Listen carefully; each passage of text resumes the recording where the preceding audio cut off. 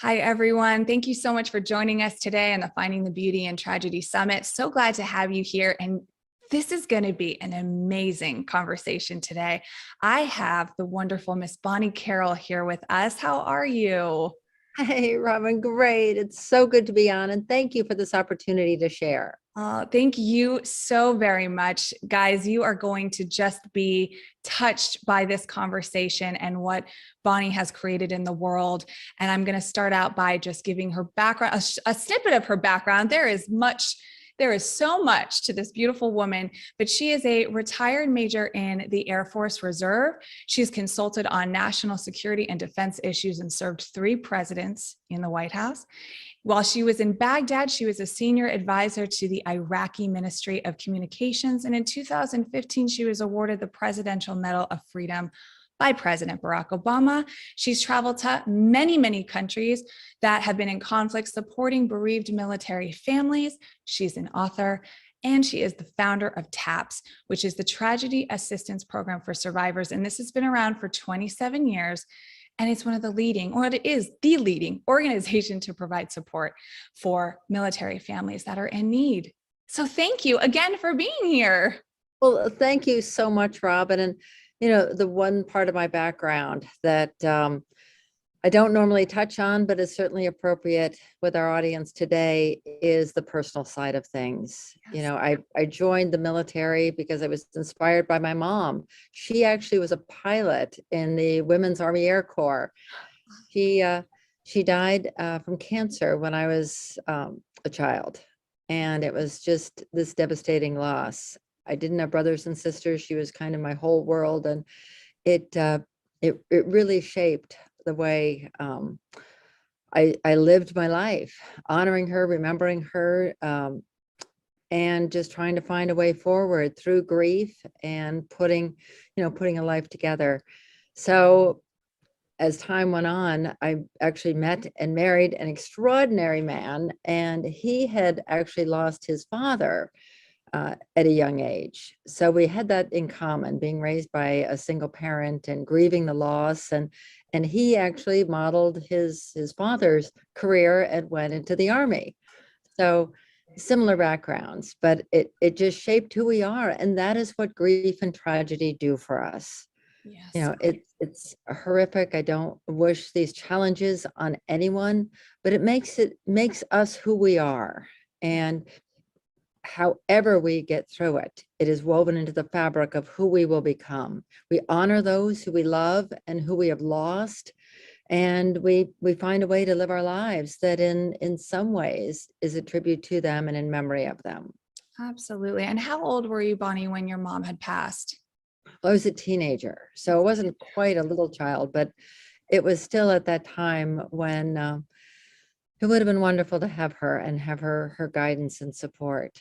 Well, So it's such a hard time of life, teenager. You're figuring out your place in the world and what everything means. And it's incredibly difficult to manage that without, your mother and that figure of just comfort and support. And so that really set you on your path of, being disciplined in your own life and comforting yourself, right? Learning how to maneuver through different emotions as a woman too, which is an interesting, path to travel down. And so is that at the stage when you had decided to serve our country? At what stage did that happen when you decided to join the military?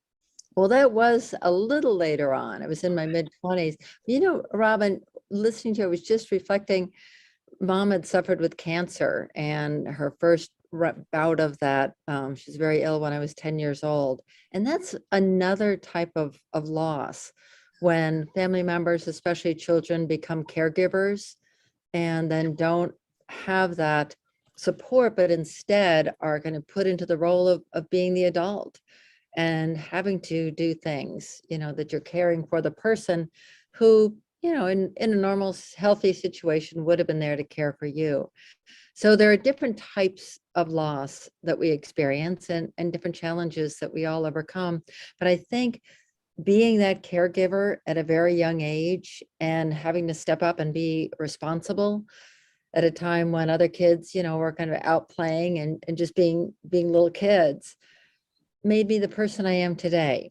I think it gave me a little different sense of a work ethic, or maybe a sense of responsibility. And now I have an organization that cares for so many. But I look back and really now consider that a gift that came out of a very difficult time. Absolutely. I mean, 10 years old. And I'm so happy that you brought this up, the caregiver role of somebody that's suffering, and you as the child too. And at 10, right, you're entering this phase of life that's complicated and unknown, and then thrust into a position of compassion and care and wanting and hope for your mom to be better and well. And that is a lot of pressure for a 10-year-old to understand. Like you said, you want to be outside playing, but you're caring for your mother willingly, hoping, praying, all of those things. That's a lot to handle. I'm so glad that you pointed that out, because it is a level of grief. And at that point, you're hopeful, but did you know the course that it was going to take? Like, were you in anticipatory grief of it? Like, what were the feelings in that time as being a young kid? No, it was 100%, focused on her recovery. Okay. And, just this hope that everything would be okay. And this was just a difficult time. But I remember thinking, when you're a kid, you just think everything that happens to you is normal. And that even if it's difficult, even if it's awful, you think, well, this is the way life is. And it wasn't until a visiting nurse came and she sat on the bed. My father had to be at work. He had to continue working. So it was just me and my mom at home. And she sat there and she said, now, honey, now, who's taking care of you? Who makes your lunch? Who does, does all these things? And I looked at her and I said, well, I do these things. And it was just this, I'll never forget it, this moment of an acknowledgement that, oh, wow, maybe this isn't normal. And, maybe, roles are a little changed here, and maybe there should be somebody, kind of looking out for me, but then you just go on and do what you have to do. So for all of the folks who are watching this, just know that these challenges in hindsight, in our life's experience, can be gifts. They will make us who we are. They will make us stronger individuals, even out of terrible tragedies that we wouldn't certainly wish on ourselves or wish on anyone else. But there are those gifts. That's so true. And the earlier that we can learn that lesson or teach our children that lesson, the easier life will unfold for you, right? It just knowing that situations happen and that they can be looked at as gifts, even if it's horrific. It's not the act itself but it's the lessons that are gained from it. Like it was setting the stage for exactly who you have become, right? Unknowing that this is where your path was taking you. But I mean, it's the preface to your life story. Well, when my husband was killed in an Army plane crash with 7 other soldiers, at that point in my career, I had actually served on the board of several nonprofit organizations providing peer-based emotional support to those who had experienced trauma. Mm-hmm. One was for families of fallen police officers, and the other was for victims who had lost loved ones to homicide. And, I thought I was just the most empathetic person and really doing a lot to help people and so understanding. And when Tom was killed, there was this moment, a very, very brief moment, where I thought, oh, okay, I've had this training. I have done this work. I've served in the military. I understand grief and loss, and I'm going to be able to get through this and help my family through it and help all the other families. We're going to be okay. And Robin, that fantasy lasted about 30 seconds, and I could not even breathe. It was absolutely overwhelming. The layer upon layer of loss was impossible to comprehend in that moment. And it took months to just very slowly even come to acknowledge how much had been lost in that split second. Right. Because it's a shock. Your body goes into shock. And let's set the stage a little bit, because I want to dive into that time. Let's set the stage of where were you at in your life and your marriage and service? And then let's talk about Tom and that time. And then let's go back to, because I really want to visit those emotions so we can normalize this conversation for everybody.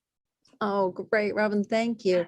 Well, I met my husband kind of relatively late in life, in my early 30s. And oh my gosh, it was just this magical connection right from our very first conversation. And we really kind of believe that certainly in soulmates, but that we had a connection that somehow even just to transcend it, it was as if we knew each other immediately. And I'm so fortunate that we never wasted a moment of the time that we had together. We were together. We met actually while I was working in the West Wing of the White House, and he was doing a military operation that got the attention of the president. And the president asked me, because I happened to be a reserve officer, the only reserve officer who was also working in the West Wing, to just look into it, see how the government could help. And that's how we met. So it was this wonderful kind of fairy tale story. And Tom and I went off. I went to Alaska with him. That's where he was from and where he was commanding at the time. And just ready to live happily ever after. We had a wonderful number of years, and then just suddenly, what was the end of his military career, flying in a plane. And as I said, we never thought, since his father had died also in a military plane crash, we never thought that could happen twice. Yeah. We thought the odds of that were just too much, that, that box had been checked. And on November 12th, 1992, it did happen again. And Tom's aircraft went down, killing all on board. And that just began a whole new journey for me, and one I certainly was not eager to embark upon. Absolutely. And I can relate to that conversation of, when you lose somebody, we share this in common. I lost my husband in a plane crash, and you think, I've had that thought too, that this can't happen again, right? Because that's, you're like, once is way enough, right?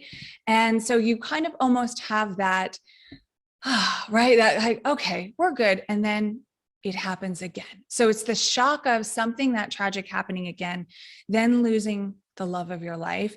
And that 30 seconds of, I got this too. No, I absolutely do not have this.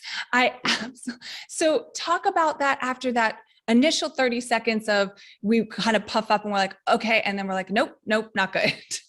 Not happening. And, I remember there was that period early on where we have this protective shield that comes into place. I don't know if it's our brain, our heart, our what happens, but we really are buffered a little bit, and it just isn't real.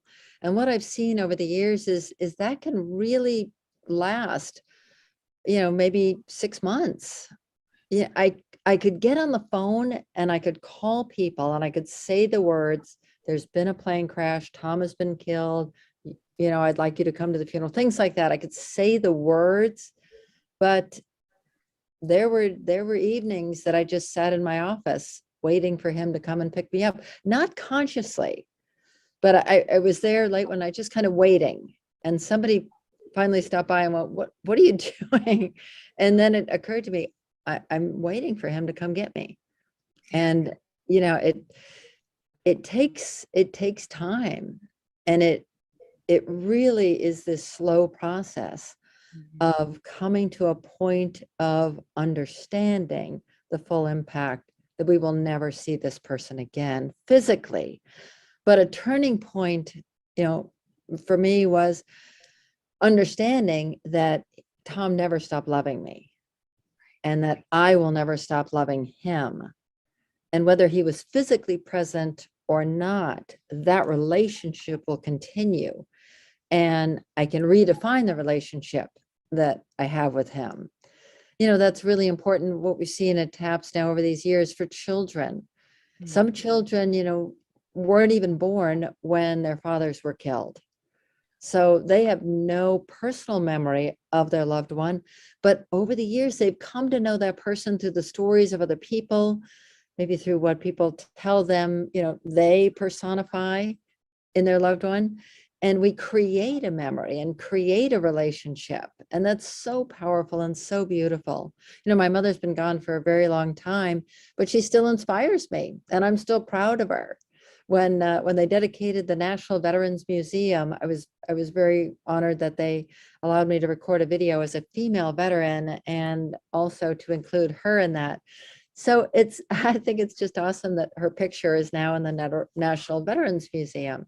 But that's the gift that we're given. At the darkest point of my grief, I was seeing a very wise woman. She was a social worker, counselor, but she listened to me just in this absolute horrible pain that I just did not think was survivable. And at the end of this, she said, knowing how much this hurts, how painful this is, would you rather never have met? Wow. I mean, that really set me back. And I just, I said, oh my God, no, I'm so grateful we met. I'm so grateful for every second. I just wanted more. I just needed more. And then it was an interesting epiphany that it never would have been enough. Whether our loved ones die in miscarriage, whether they never come into the world, or whether they, are great grandparents who die at 99 years old, it never would have been enough for us. For those who we love, it never would have been enough. You just dropped so much goodness in what you just shared with us, because I want to start with the redefinition of a relationship. People forget that that is a possibility, because sometimes when you're stuck in your immense grief, right? And you used words like you didn't know if you were to survive this kind of suffering. That is what you feel like.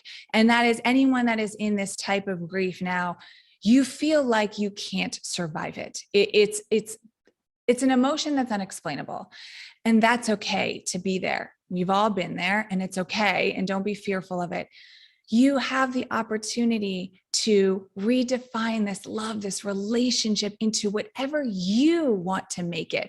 And it's not about what anybody else says. It's what's meaningful to you. That's how a person lives on. That's so important to think of that. And then, yes, what your counselor said to you, would you rather have never had that? I mean, the answer for me is absolutely. I would have that pain 100 times over to have what I had with my husband, my unborn children, my brother, the whole thing, because that's worth it. That's love and life. That's the beauty, right? In the tragedy. Absolutely. And, she asked me, she said, well, did your husband, did he enrich your life? And that was a really interesting question. And I just went on forever. Oh my gosh, in so many ways. He taught me, really unconditional love. He taught me patriotism. He taught, modeled strength and courage and family and on and I went on and on and on. And she just, listened. And when I was finally kind of taking a pause, she said, all right, then. She said, what are you going to do with those riches? And that was like, all right, okay, game on, let's do this.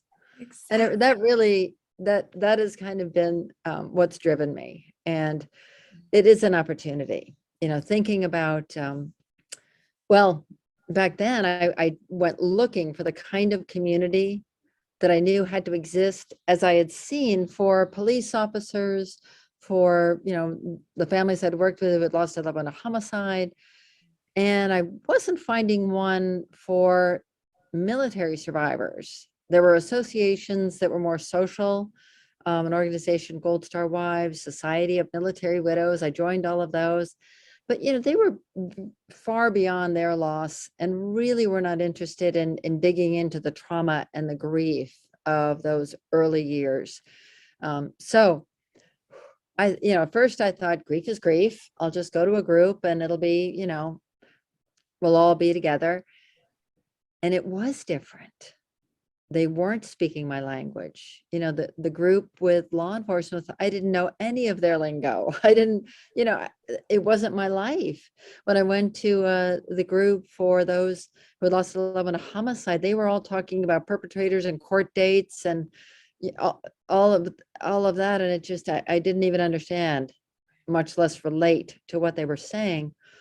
It wasn't until I got back together was some of the widows who had lost their husbands in the crash with mine.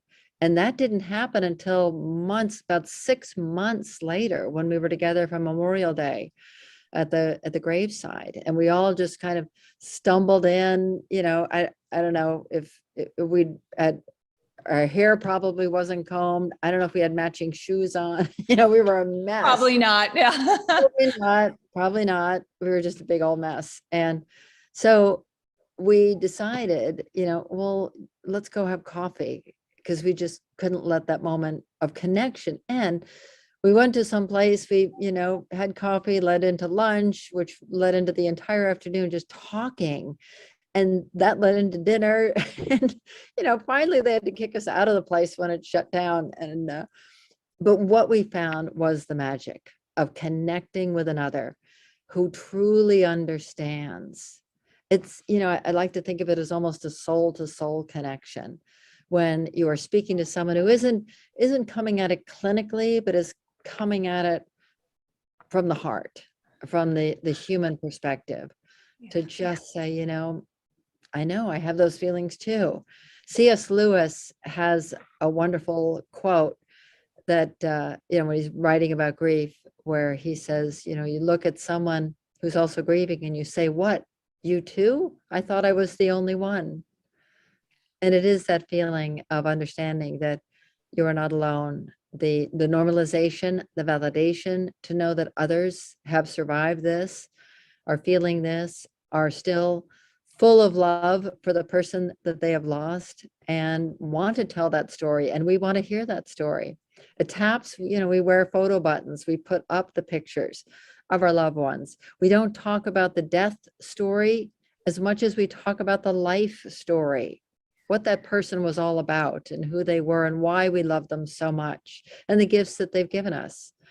So it's so important. And you touched on, as you're coming through your initial grief cycle, right? You went to a counselor. That's what, was a step in the direction. And so you had that voice, you had that professionalism and that clinician, so to speak. And then as you're finding your community and realizing you're trying different things, and that's what it's about, right? As we're in a grief journey, it's about finding a community that works. And there's going to be a lot of misses in that, because you're not going to align. You're not going to find the right people. The vernacular is different, and that's okay.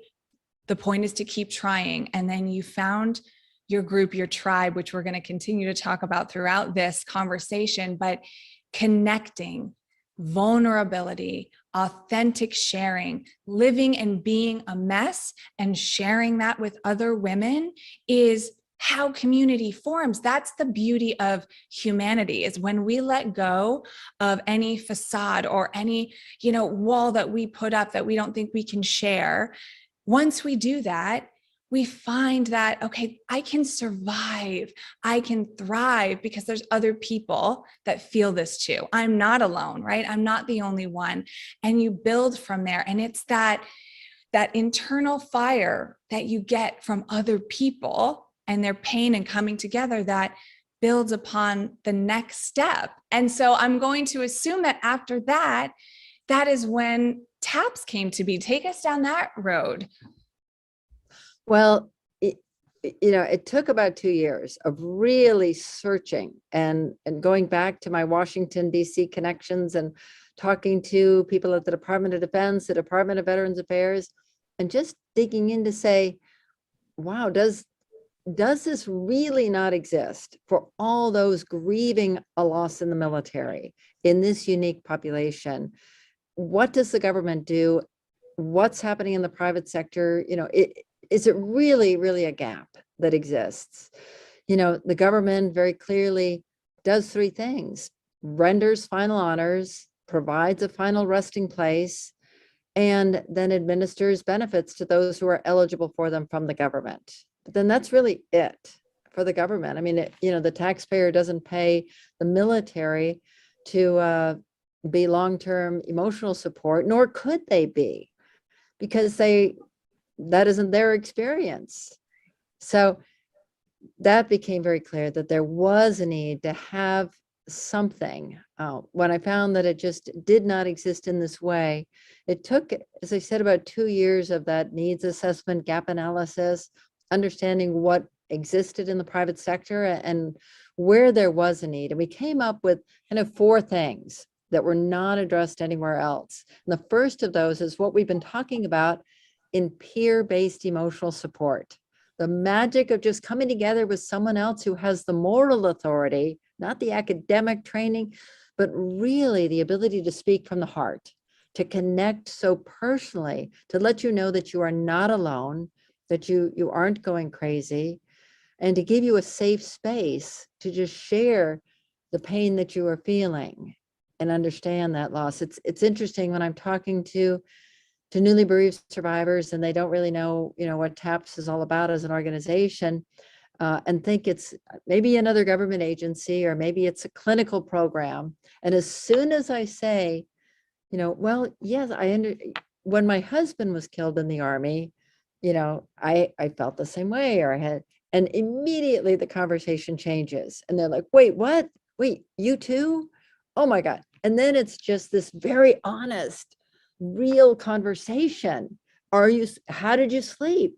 What did you do about, this or that, or the clothes in the closet, or the paperwork, or the accident report, or all of these things that are unique that we really don't feel comfortable talking about, as we say, on the outside, with those who may not understand, because they're important in our heart.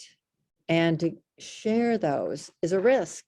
To do it in the safe space of another who has walked that journey is an amazing blessing. And then so that's what, yeah. Sorry, I don't mean to interrupt you, but once you share and you get through that initial scared place, it's then easier to just be like, oh, why am I so scared of this? This is who I am. This is what I feel. And that's beautiful, because not only am I teaching myself how to grow beyond, I'm also an educator of others too, to help them and support them, right? We become this conduit of education and support. And it's magic. I love that you use the word magic, because I love using that word magic. It is magical when we just are who we are, and that is okay. Yeah, absolutely. So that's really the foundation of TAPS, the peer-based emotional support.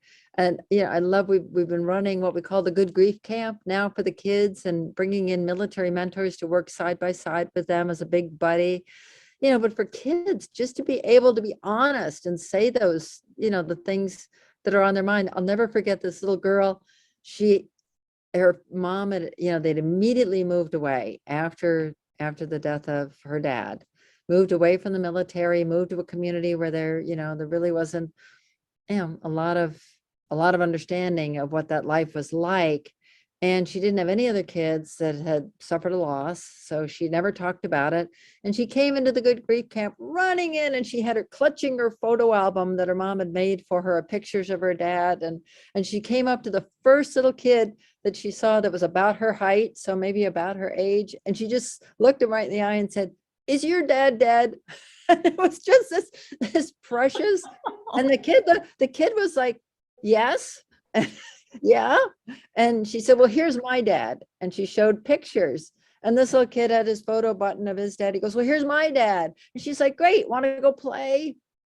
And it was this amazing moment to witness what we all feel, of just the connection, to say, I see you, I feel your pain, because I hold this broken heart in my chest, and let's be together on this. Let's help each other. Oh, it's amazing. I love that story. Oh my gosh, children, we learn so much from them, right? I mean, did your husband die too? Yes. Okay, let's go play, right? I mean, it can be that simple. It really can. And we want to complicate things sometime, and grief is complicated. We don't understand it. If this is your first time going through something so huge and tragic, you just don't understand the emotions, and they don't make sense. And that's okay too. That's why you find the community. That's why an organization like TAPS exists, because I'm sure, and Bonnie, walk us through the ins and outs of understanding military grief and loss, and what some spouses feel, what they come to you with? Like, explain like just the overall of the image of military loss. And, every community is different. And this adds that element of what we call secondary losses, maybe complicating factors, in the military for spouses. We'll just start with a spouse. Chances are you were only living where you were living because that's where the military assignment was. A lot of people don't choose to live in Fayetteville, North Carolina, or Harker Heights, Texas, near Fort Hood, and some of these very, military-centric towns. So when the death occurs, whether you move immediately or eventually, it's a community that you really were not part of. You didn't grow up there. You don't have really a huge foundation. We have had some surviving family members who have decided, oh my God, there's so much support in this community immediately after the loss, big memorial services, lots of outpouring of support. They decide, this is amazing, I should stay here. Well, in the military, people transition about every 2 years. You're moving, you're going to a new assignment. So after a few years, everyone who knew you or who knew your spouse, everyone who even remembered that this loss had occurred has probably moved on.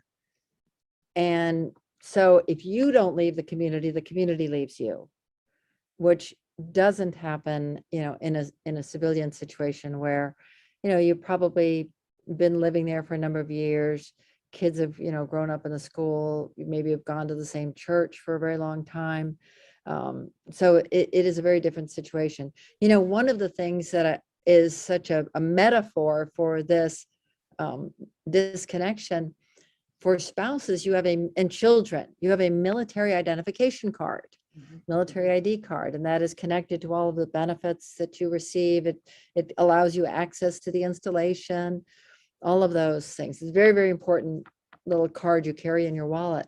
Well, after a loss occurs, they take you pretty immediately to the ID card place, take a new picture, take away your card that said dependent of a military member, and they give you a new card that you're now the survivor of a deceased military person.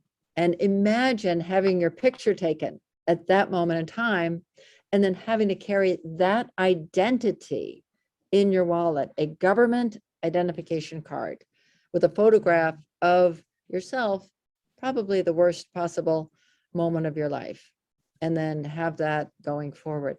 The military, we have a national day of remembrance, Memorial Day, every year to honor those who have served and died. We have national cemeteries. They are referred to as national shrines. Arlington, one of the biggest, is actually a tourist destination. It's really extraordinary how in our culture, we even use separate words: made the ultimate sacrifice, gave one's life in service to one's country, to talk about military death. So there are so many things that make it different and unique, but underneath all of the very public perceptions and engagement is the personal and the private. It's a family who is grieving a loss.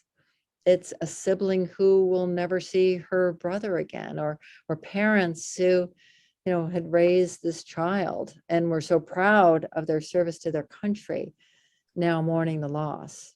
So thank you for asking that, because it is unique.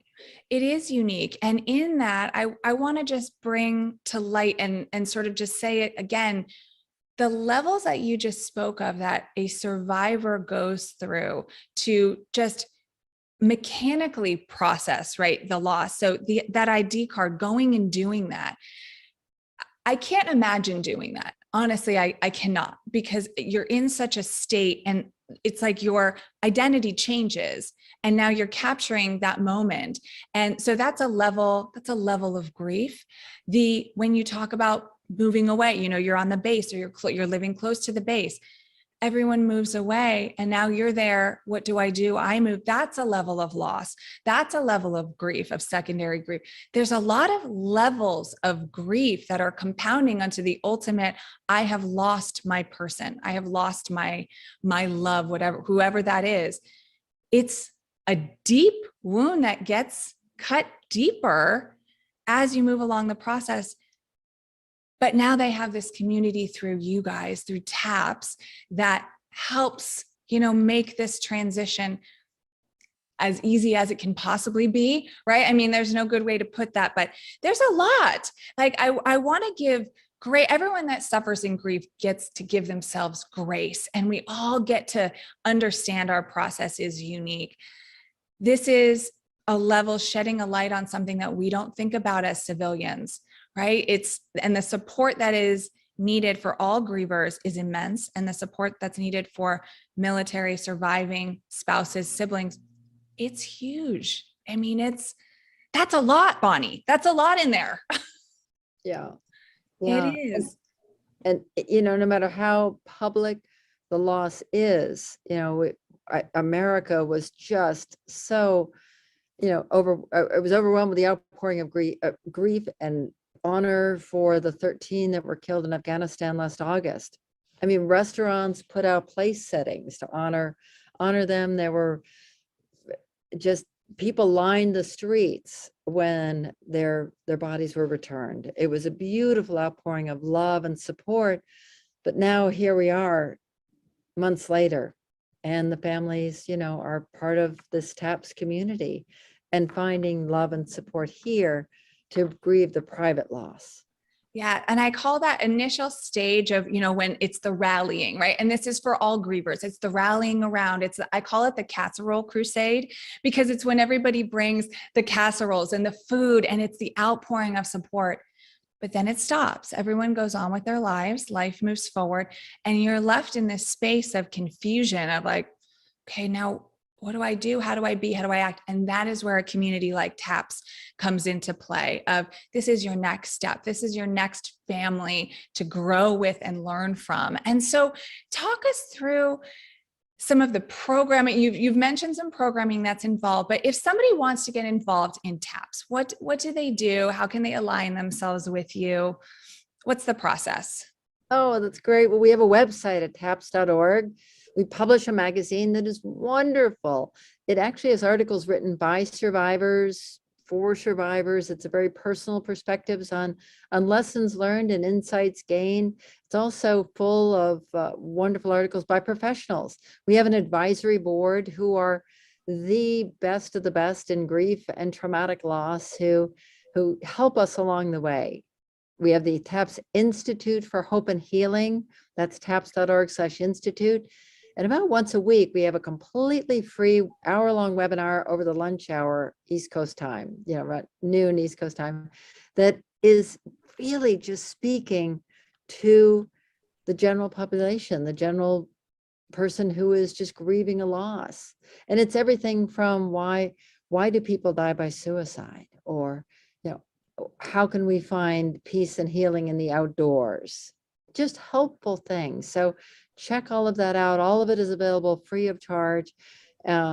It's just wonderful, wonderful resources. For military families, would love to get you involved. When someone is new to TAPS, they can call our 24/7 helpline.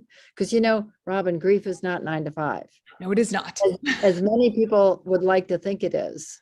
Grief is the ugly cry at 2 a.m, or just being absolutely gutted by Mother's Day or Father's Day.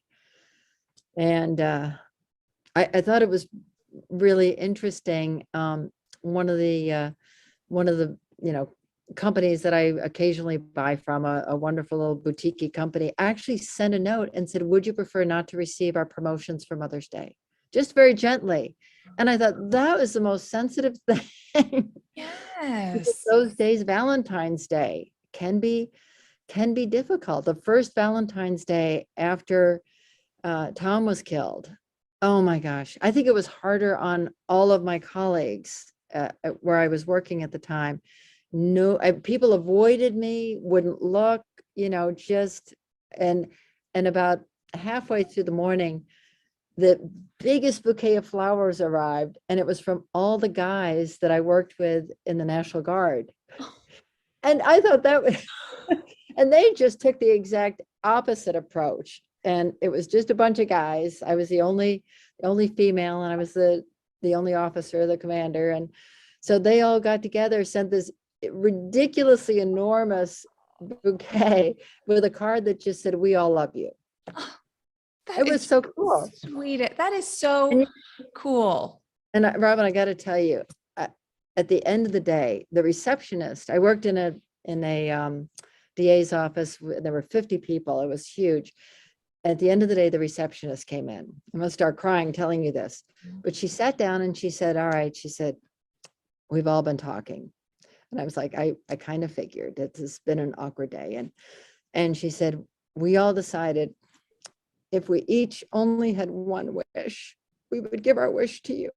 Oh, it's going to make me cry. And that was so perfect. It was an acknowledgement that, they can't fix it, but they desperately want to. And I'll never forget that. Oh, that is beautiful. And it's for the people that want to support, it's difficult, it's awkward, it's all of those things, right? And people don't know what to say. But you know what? It's the truth is, and doing really anything to just show you're there and in support and in love of, and you don't have to understand, right? You just need to be there, and being there, having her sit there with you across from you and say that, be truthful. We've all been talking, have those wonderful men give such a generous gesture. I mean, it's those moments that get us through. It's those moments where we feel compassion and taken care of, that it's, wow, okay, I can do this. And it's such a great point of speaking the truth in grief to another person. I mean, I'm in shock and awe that company had sent a note saying, "Would you rather not get," because that's honesty. That is not putting the pressure on the griever to make such a decision. That is giving a clear cut, "Would you like this? Yes or no?" We are being delicate and empathetic to the situation. That is how everybody should be. That could have been the hardest thing for someone to write, right? And to say, but it's there. And that's the level of support that people get to give. And I'm so happy that you shared those stories. I mean, how touching, and it's the level of resiliency, Bonnie, that you have had over the 27, I mean, you're going on 30 years, right? What is it that you harness from inside of you that keeps you going, that pushes you to that next level all the time? Oh, it is the love, understanding that at the root of all this is love. The love that we have for those we have lost lives on, and it strengthens us. When we have our TAPS gatherings, which we do all the time, and in our larger ones, we do a first time attendee session, and we go around and introduce each other and just tell our story and who we are there honoring. And I always say, really point out that what we hear is not so much the pain, but it is the love. That we're only there because we've loved this person. So, grief is not a mental illness. Grief is not a physical injury. I wish we could just take a pill or put a bandage on it or wear a cast or something that would make it nice and neat, and it would have this healing trajectory, and then we'd be done with it. But it isn't like that. We only grieve because we love. So grief is a broken heart. And the only thing we can do to mend our broken heart just a little bit is be with someone else who can help us carry that pain and sit with us and remember the love and allow us to bring it forward into our life now. Absolutely. And that grief, when you get to that stage of perspective, you realize what grief is and how it is love, and it is moving forward with it. Then you also can get to that next level of grief is one of my biggest teachers. It's one of I'm going to learn so much. So grief can the grief itself can turn into a gift, because you learn parts of yourself. You learn how to be more authentic. You learn how to have a different purpose. Your whole life changes when you've gone through something like that, and you get the opportunity to create whatever you want to from it. So the grief itself can be a gift, but it takes time to get there and feel that, right? I mean, that's a long process. Well, I'm so glad you mentioned that. A lot of people, the cliches that we hear are, gosh, when are they going to get back to who they were? Or, aren't you going to be over this or move on with your life? And we are not the same person, nor will we ever be that we were before that loss.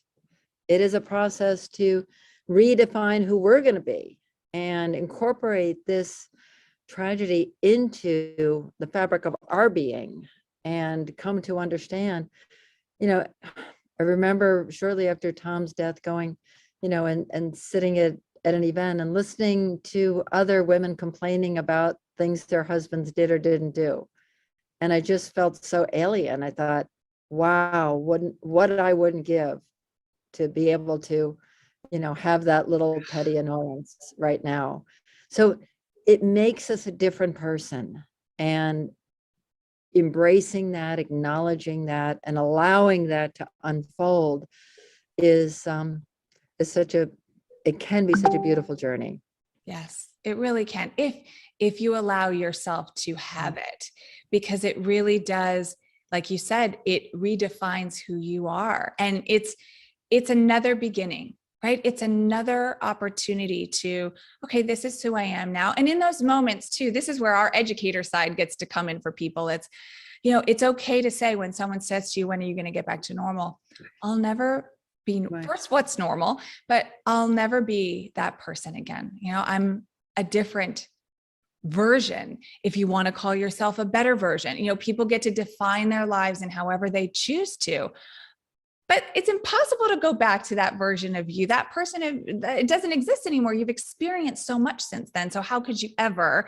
And I think people get confused with that like, I'm going to go back to exactly how I was prior to this. No, you're not. No, you're not. And accept it, because it can be great. And take us through, because we're talking about resources, and you have a resource that is on your website. You wrote a book that was co-authored. The book is called Healing Your Grieving Heart After a Military Death, 100 Practical Ideas for Family and Friends. Talk us through this book, the process of writing it, and the purpose behind it. Oh gosh, well, Dr. Alan Wallfeld is absolutely brilliant, and he has the Center for Loss and Life Transition and has done a series of these books for different types of loss. But I was very, very honored to partner with him on doing this one for the military. I would say most of those tips and suggestions in the book are general in nature, but some are specific to military community and culture. But the way the book is structured, for each one of these 100 tips, there's an inspirational quote. It's something that just makes you kind of think, okay, wow, this has affected mankind throughout eternity. And whether it's a quote from C.S. Lewis or Winnie the Pooh or some philosopher, it absolutely gives you that little bit of an insight and inspiration. Then there's a narrative talking about kind of how this touches our lives, what the reality is, just in very plain speak. All right, let's get real here. And so it's got that narrative. And then at the end, I love this, we have what we call the carpe diem, what are we going to do today? How are we going to put this into practice? Or what's an action step that we could take? It's fine to read all this and have it be kind of at a distance, but giving that little suggestion of, oh, okay, here's how I'm going to actually make use of this and bring it into my life. So the book is available on our website, taps.org. It's available at the Center for Loss and Life Transition and on Amazon and everywhere else. But it's a wonderful series that he's done, and just, I think, one of the very best, most practical compilation of hints for coping. Yes. And it's not a complicated read. And that's so important, especially when you're in the beginning stages of grief. We don't want to overcomplicate, but we want to be actionable. And that's why that book is so powerful of here's a relatable narrative. And then here's tips that can help you take one step forward. It doesn't have to be 20 steps. It can be one step. And so find resources like this that can help you sit down, cuddle up with a book. And I love the books that have an action plan. That's how I wrote my book. But I love books like that because it gives people the opportunity to think beyond what they are thinking, because in the moments you can't think straight, you're not thinking, your cognitive function changes, right? So to have prompts and aid, that is what we get to lean on. That's what we get to use in the world of other people's experiences. That's why we share. That's why we have these communities. So I highly encourage everybody to pick up a copy of this book. We'll have it linked on your speaker page as well, because what a great, great service to have for people. And Bonnie, this has been I'm so happy that you've gotten to share the personal side of your life, because the very public side, the very service side, I mean, go and read about Bonnie and her group and her community. It's tremendous work. As we wrap up, final thoughts of what you want to leave grievers with, surviving spouses or children with, your mission, your closing thoughts. The floor is yours. Oh, Robin, thank you so much. What a gift this has been today. Thank you. And really, love lives on. I think that is just the most profound insight that I've gained over all these years, that we don't stop loving those we have lost, and they never stop loving us. That the love transcends the physical life and is with us always, and that we can gain strength and support from a community of those who truly understand, who we can allow into our life and who give us that safe space. So seek out your community and have your heart full of that love. Oh, beautiful, beautiful. Thank you for your service. Thank you for Tom's service. Thank you for the service of all and the community you've created through TAPS and all the work you do. It's tremendous, inspiring, and you are the beauty that comes from tragedy, right? You are the beauty you put into the world that others get to have and that others will learn from and grow from. So honored to have you be a part of this. Thank you for sharing yourself with us today. Thank you so much, Robin. What a blessing. Thanks. Everybody have grace with yourself. Bye-bye.